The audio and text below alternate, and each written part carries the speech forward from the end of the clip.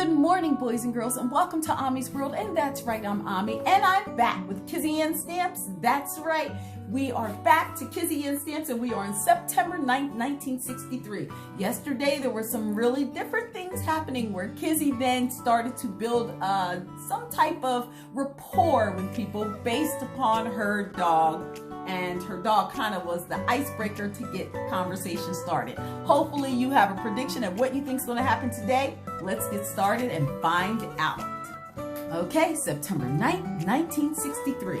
I told Mama at dinner last night about how nice everybody was, how Shag was so wonderful, and how I should have just known she would win everybody over. I think President Kennedy should invite Shag to the White House and have her help with getting everybody to get along with everybody else. I thought things were just going nice. And then, after I went out to help James with the evening milking, he told me different. You stupid baby, ain't no white folks wanting to be your friend. You weren't listening at dinner about how my JV team never gets written up in the news and daily advance. They write up every time the quarterback on Bedford varsity team sneezes. But me and my team ain't getting anything written about us. And we're winning every game. We always got mentioned before. Sure, it was on the last page, but it was there. He slammed the bucket into the place under Sassy, and he stomped her hoof hard. He smacked her rump and kept talking. I've been hoping to see some headlines with my name, but I'm the quarterback. And ever since this stupid integration thing started, even though my team hasn't lost any games, while the varsity hasn't won any, the paper's just not mentioning the JV team at all. He started pulling hard on Sassy's teeth, and she started bawling. And he started to look at me and say, "You stupid or something?" But you said a lot of people like Preacher Moore, even like Right Reverend Sandbridge, have gone to the paper to complain. So what, James said. The editor says he prints what he wants, and he doesn't want stories about any black kids. There won't be stories about me or anybody else on that JV team, not this week or any other week. There's no JV team as far as the news and daily advance is concerned. There is no black football team. There is a white world. He looked at me looked hard at me. You listen to him tomorrow. Do like I told you before. Just drift on to close and listen up. They won't notice you because you don't really care about you. And you find out what they really want. It's not being your friend, I bet you that, you little idiot. He tapped me on the back of my leg with his boot and pulled harder on Sassy's udder. She stumped her hooves, and Shag danced out the way.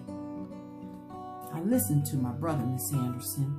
I looked back through my writings, my entries, and filled with my fears, my doubts, my worried about how I'd be treated, how I'm different from kids in your school. One day those kids played nice with Shag, and I had let myself believe everything is nice. I spent time thinking about all kinds of thoughts about friendships surrounding us here at Bedford County and color not matter, when folks realize that people are just people. But when I was left wondering if James was right and I was wrong, yeah, I got the whole truth today. I eased my way near Laura and her friends, being careful not to put my interest out there for them to close the door on. I know that sometimes black folks are invisible to people like Laura Westover, and I was invisible to them today. Today, I was just listening, because even though I kept telling myself good things all weekend, James' voice kept saying it ain't right. Dog shows, that's what they're interested in. Dog shows, not getting to know me, not getting to be friends. You'll probably think that's bad, me listening. Granny Bit said eavesdroppers are no good, and what they're sneaking to hear will come back to bite them deep and hard. I was bothered by what they were saying, but I knew I would be even more bothered not to know. And it wasn't right, that ideal notion of friendship and people being people. As for Lori Westover, well, like I said, dog shows are what she and the others care about. It seems like Laura's family was a prize boxer that just won second place in the dog show up in Richmond a while back. And her daddy showed him, whatever that means. I don't know much about dogs, to tell the truth. They were talking about judging and confirmation, and I don't know what all. Guess I'll ask Mama to take me to Miss Ann Spencer's library as soon as possible. I feel worse than I did on the first day of school somehow. I was nervous before. I expected white folks to make it hard. This is worse, Miss Anderson. I make a mistake and let down my guard. I let him in, and now I feel like a fool.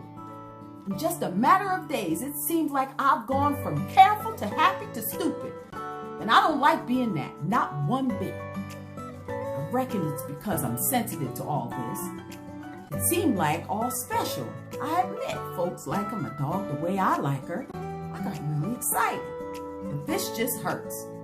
Miss Anderson, when I get hurt, I get hard. Granny Bit says it's the wrong way to get, but I can feel myself doing it all the same. It's important to know what people are against you and what they're saying. Whether you or Miss Warren or my parents like it or not, being at school together doesn't change things. These white kids aren't my friends. I know it. Folks may be pretending to offer chances to black folk going to school together and all, but this is still a place that I can see Medgar Evans shot down in his driveway like he is nothing and no one gets arrested. This is still a place where white man can tell somebody else to switch a black girl in public and no one does a thing. You say that things are changing, Miss Anderson, but I don't see much change at all. That's the end, boys and girls. Kizzy doesn't sound happy, but does Kizzy's anger, did that come because of James? Or does James just remind her of something she already felt? Kizzy was hopeful because her dog was likable, but now she doesn't feel so hopeful. Anyway, what do you guys think? What do you think about that? What happened with James and him calling Kizzy all kinds of mean names and him being angry because his team or he won't see anything about himself, even though he's the quarterback and does well. Why is it that the newspaper only, listened or wrote about, certain people? Why were black kids, ignored? Why did it seem like white folks like dog races where black folks didn't? Why did the world have to be so different? Kizzy doesn't seem to understand this. I'm wondering if you do. Okay, friends, for all your homeschool and virtual learning needs, stop right here at Ommy'z World.